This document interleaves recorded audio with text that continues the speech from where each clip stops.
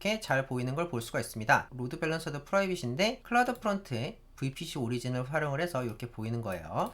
자, 그럼 우리 모든 클라우드 프론트의 요청 내용을 이렇게 SQL 형식으로, 쿼리 형식으로 살펴볼 수가 있습니다. 안녕하세요. AWS 강의실입니다. 이번 시간에는 2024년 11월에 출시된 클라우드 프론트의 신규 기능들을 정리해 볼까 하는데요. 클라우드 프론트를 사용한다면 반드시 알고 계셔야 될 만큼 중요한 기능들이 많이 있기 때문에 제가 별도로 영상을 만들어서 정리를 하고 있습니다. 다시 한번 말씀드리면 오늘 할 거는 11월 3주차에 발표된 클라우드 프론트의 신규 기능을 정리해보고 몇몇 기능에 대해서 데모를 해볼 건데, 제가 클라우드 포메이션으로 템플릿을 만들어 놨기 때문에 여러분께서 원클릭을 해볼 수 있습니다. 첫 번째 기능은 클라우드 프론트의 gRPC 지원이고요. 두 번째는 클라우드 프론트의 VPC 오리진 기능입니다. 세 번째는 클라우드 프론트의 애니캐스트 스태틱 IP 기능이고, 네 번째는 클라우드 프론트의 로그 포맷 그리고 목적지 제어인데요. 첫 번째로 클라우드 프론트에서 gRPC를 지원하는데, gRPC는 클라우드 네이티브 컴퓨팅 파운데이션에서 만든 RPC 기반 오픈소스 API 시스템입니다. 그래서 RPC가 무엇이냐, 리모트 프로시저 콜이라고 하는데 다른 주체의 함수 혹은 기능을 직접 호출하는 프로토콜이에요. 그래서 이거는 단순하게 서버에 데이터를 가져오거나 업데이트하는 REST와는 다르게 직접 서버에 함수를 호출할 수 있는 거예요.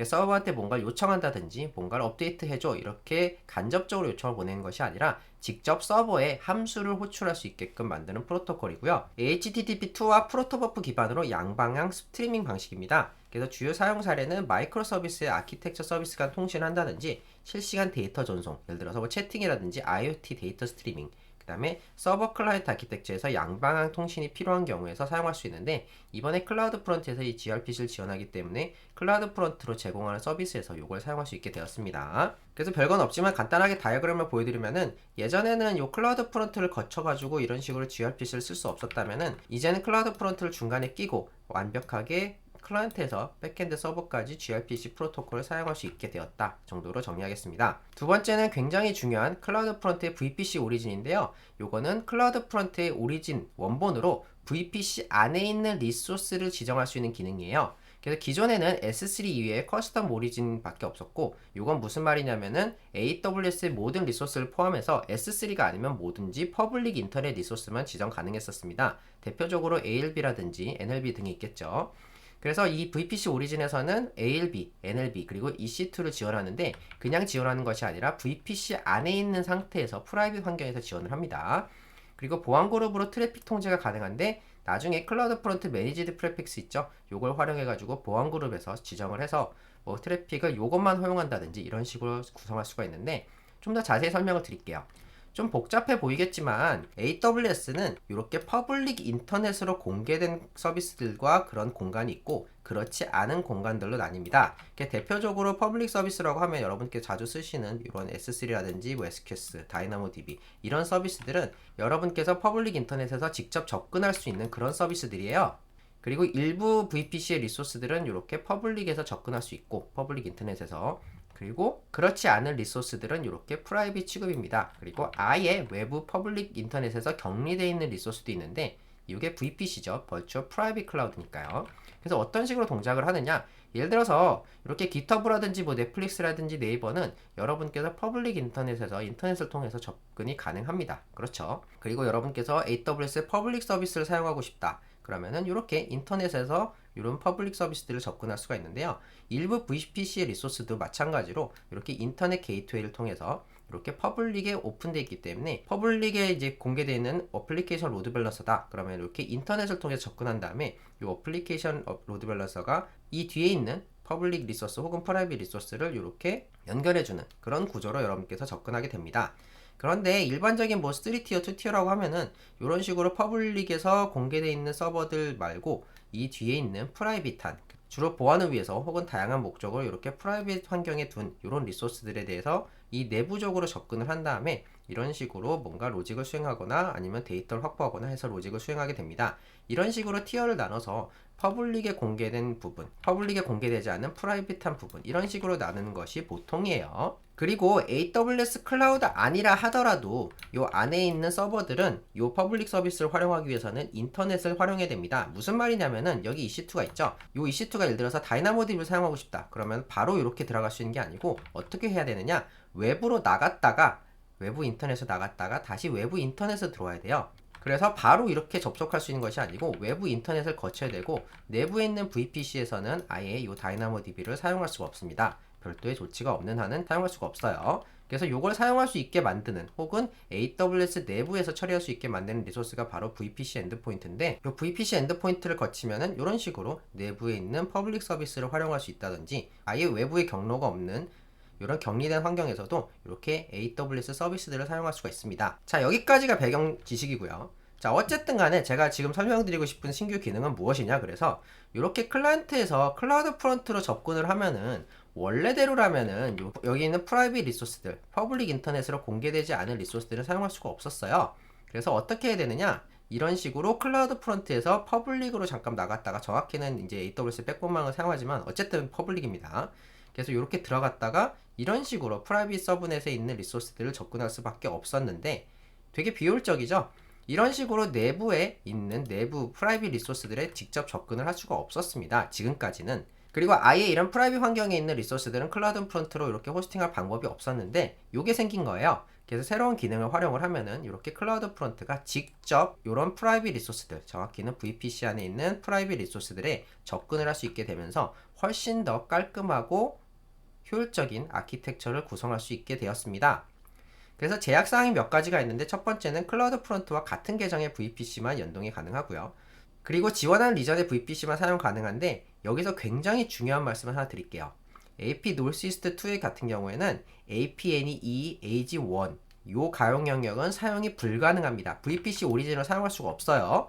다시 한번 말씀드리면은 요게 ALB에 포함되어 있어도 아예 사용할 수가 없기 때문에 여러분께서 주의하셔야 됩니다. 요거를 주의하지 않으시면 저처럼 몇 시간을 삽질할 수가 있는데 어떤 식이 되느냐, 이따가 이제 데모에서 보여드리겠지만 이렇게 VPC 오리진을 만들 때 요 메시지가 뜨게 되는데 요게 왜 그러냐면 여기서 별도로 뭐 얘기를 안 해줘요. 무슨 에러인지. 근데 요 가용 영역 중에 APNE2 AG1이 포함되어 있다면은 요 메시지가 뜨게 됩니다. 공식 문서를 보시면은 이렇게 Supported AWS Region for VPC Origin 보시면은 서울 리전에는 요 AG는 제외한다라고 써 있어요. 근데 요거에 대해서 명확한 에러 메시지를 주지 않기 때문에 기본적으로 포함되어 있는 디폴트 VPC에서는 동작하지가 않습니다. 왜? 기본적으로는 요게 반드시 포함되어 있거든요.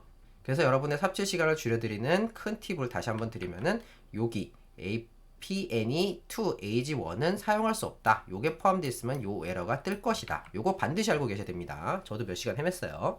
그리고 VPC에 인터넷 게이트웨이가 필요한데 프라이빗 환경도 되는 거 아니었나요? 네, 인터넷 게이트가 필요하긴 한데 요건 인터넷 통신용이 아니기 때문에 라우트 테이블 연동은 필요가 없습니다. 그래서 여전히 프라이빗 서브넷을 사용할 수가 있어요. 그리고 적어도 그 서브넷에 적어도 하나의 IPv4를 쓸 수 있어야 되는데 이거는 ENI를 내부적으로 어태치 시키기 때문에 요거 ENI 때문에 하나의 주소가 필요하고 마지막으로 웹소켓이라든지 gRPC, 오리진 리라이트 위드 람다 엣지, 리스폰스 타임아웃, 킵 얼라이브 타임아웃 등은 사용이 불가능합니다. 그래서 이 VPC 오리진은 이따가 데모로 사용해 보도록 하겠습니다. 자, 그리고 세 번째로 클라우드 프론트에 애니캐스트 스태틱 IP가 생겼는데 이거는 클라우드 프론트의 모든 엣지 로케이션에 접근할 수 있는 단일 IP를 부여하는 기능이에요. 기존에는 클라우드 프론트의 모든 주소는 로테이션 되기 때문에 IP 주소 하나 주세요, 방화벽 10개요, 이게 불가능했죠. 참고로 애니캐스트는 같은 IP 주소를 다수의 리소스에 접근하게 만들어서 가장 효율적인 노드가 응답하게 하는 방식을 말하는데요. 이게 간단하게 줄인 거예요. 어쨌든 그런 식으로 동작한다는 게 바로 애니캐스트 스태틱 IP입니다. 그 사용 사례는 고객사에서 클라우드 프론트로 제공되는 서비스 사용할 때 방화벽을 열기 위해서 고정 IP를 요청하는 경우, 그리고 IP 관리를 조금 더 쉽게 하고 싶은 경우, 그 다음에 특정 트래픽만 분리해서 관리하고 싶은 경우, 예를 들어서 특정 IP로만 전달되는 트래픽은 뭐 과금하지 않는다, 뭐 이런 식의 정책이 필요할 때 IP 고정이 필요하거든요. 그럴 때 사용할 수가 있고요. 제약사항은 일단 IPv6는 사용이 불가능하고 Use All Edge Location 설정이 필요합니다. 그리고 가장 힘든 제약사항은 뭐냐면은 월 3,000불이에요. 그래서 이거는 그냥 신청할 수 있는 게 아니고 월 3,000불 이상의 효용을 낼 수 있는 환경에서만 사용할 수가 있습니다. 저 같은 사람은 쉽게 사용할 수가 없겠죠. 그래서 큰 기업이라면 당연히 뭐 이게 얼마 안 하겠지만 좀 고민하게 만드는 가격이기 때문에 이것을 활용하는 것은 좀 고민을 해보셔야 됩니다. 참고로 저는 이걸 기반으로 ALB 앞에 네트워크 로드 밸런스를 두지 않고도 IP를 고정할 수 있는 방법이 있지 않나 했는데 이 돈 때문에 실험해보는 거는 포기했습니다. 하루에 100불이에요. 하루에 100불. 네 번째는 클라우드 프론트의 로그 포맷 목적지 제어인데요. 요거는 클라우드 프론트에서 S3 이외에 추가로 클라우드 와치와 파이어워스로 로그를 전달할 수 있는 기능입니다. 그래서 JSON 포맷과 아파치 파킷 포맷을 선택할 수 있는데 추후 아테나 등으로 분석이 가능합니다. 그리고 중요한 건 신규로 S3 로그 저장할 때 딜리미터를 넣을 수가 있는데 무슨 말이냐면은 그냥 로그가 쭉쭉쭉쭉 쌓이는 게 아니라 이런 식으로 캐리지 리턴을 넣을 수가 있다는 얘기예요. 이게 왜 중요하냐면은 나중에 아테나 등으로 분석할 때 이게 꼭 있어야 되거든요. 그래서 기존에는 이걸 위해서 뭐 람다 함수를 쓴다든지 뭐 별 난리를 쳤어야 되는데 이게 기본으로 지원이 되면서 굉장히 편리하게 클라우드 프론트 로그를 분석할 수 있게 되었습니다. 그래서 기존의 람다 같은 것들을 사용할 필요 없이 바로 쓸 수 있다는 것이 장점이고요. 거기다가 클라우드 와치로 전달할 때는 요청당 750바이트는 무료고 S3는 무료입니다. 파이어호스는 유료예요. 그래서 데모를 한번 보여드릴 텐데 클라우드 프론트 오리진 VPC와 로깅 분석을 한번 해볼 거예요. 그래서 클라우드 프론트 VPC 오리진과 신규 S3 로깅을 실험해 볼 거고 제가 클라우드 포메이션 기반으로 3티어에 가까운 아키텍처를 하나 구성해놨습니다. VPC와 오토스케일, 프라이빗, 어플리케이션 로드 밸런서랑 S3 글루를 프로비전할 거예요. 그리고 별도로 EIC 엔드포인트와 넷 게이트웨이 등 보조 리소스까지 모두 프로비전하도록 클라우드 포메이션을 구성을 해놨고 요때 주의하셔야 되는 점은 아까 말씀드린 것처럼 APNE2, AG1은 사용이 불가능하기 때문에 서브넷 목록에서 이걸 제외하셔야 됩니다. 그래서 아키텍처는 이렇게 생겼는데요. 요 모든 것들을 한 큐에 프로비전할 수 있으니까 여러분께서도 소스 코드를 받으시면은 이걸 활용해 보실 수가 있고요. 간단히 말씀드리면은 이게 오토스케일링 그룹에 올라가자마자 요 넷게이트웨이를 통해 가지고 외부에서 아파치 서버를 만들어다가 웹 서버를 띄워요. 요 EC2 아이디를 보여주는 웹 서버가 자동으로 올라가게 되고 우리는 요 클라우드 프론트만 프로비전 해볼 거예요. 그래서 이게 인터넷 ALB를 통해서 서빙이 되는데 이 클라우드 프론트를 통해서 이렇게 접속을 해본 다음에 이걸 기반으로 이렇게 웹서버가 잘 보이는지 그 다음에 이 요청이 S3에 잘 쌓이는지 그 다음에 글루랑 아테나를 기반으로 한번 분석을 해보도록 하겠습니다. 참고로 이번 데모는 여러분께서 기다리셔야 되는 구간이 많습니다. 저는 데모 중간중간에 편집을 해서 기다리는 부분을 생략하도록 하지만 실제로 여러분께서 이 데모를 따라 하신다면 기다려야 되는 부분이 많기 때문에 미리 주의해 주시길 부탁드리겠습니다. 자, 일단 콘솔 화면으로 들어왔고요. 일단 클라우드 포메이션에서 새로운 스택을 하나 만들도록 하겠습니다. 여기 템플릿을 선택해서 제가 템플릿.yaml 이 파일 드린 걸 선택을 하시고요. 여기다가 스택 이름을 입력할 텐데 소문자로 입력하셔야 돼요. 요게 앞으로 만들어질 리소스의 이름들을 결정하기 때문에 이걸 꼭 알고 계셔야 됩니다. 저는 데모 cf vpc origin 이렇게 입력을 해볼게요. 그 다음에 next 나머진 그대로 두고 im 수락한 다음에 next submit 요게 다 올라갈 때까지 시간이 좀 걸리기 때문에 요거를 기다리도록 하겠습니다. 요게 만들어지는 동안에 여기 타임라인 뷰, 클라우드 포메이션의 신규 기능인 요 타임라인 뷰를 한번 살펴보시면 좋겠어요. 어쨌든 간에 저는 요게 리소스가 다 프로비전이 되면은 돌아오도록 하겠습니다. 자, 리소스가 프로비전이 됐고요. 이 상태에서 우리가 한번 잘 프로비전이 했는지 확인해 보도록 하겠습니다. EC2에 가면은 이렇게 EC2 인스턴스가 하나 생성이 되어 있는데 요것은 퍼블릭 IP 주소가 없는 프라이빗 EC2 인스턴스예요. 거기다가 로드 밸런서도 하나 생성이 되어 있는데 이건 인터널입니다. 무슨 말이냐면은 외부에 공개되어 있지 않은 로드 밸런서란 얘기죠. 근데 클라우드 포메이션 템플릿을 보시면은 요 EC2 인스턴스에다가 제가 런치 템플릿을 사용해서 유저 데이터로 아파치 웹서버를 올려놓게 해놨는데요. 요걸 한번 확인해 봐야 돼요. 잘 되는지. 어떻게 확인할까요? 요 로드 밸런서는 아시다시피 인터널이기 때문에 이렇게 웹 브라우저에다가 복사 붙여넣기 해서는 절대로 안 보이겠죠? 그렇기 때문에 우리가 클라우드 쉘의 VPC 모드를 한번 사용해 보도록 하겠습니다. 일단 클라우드 쉘을 열어서요.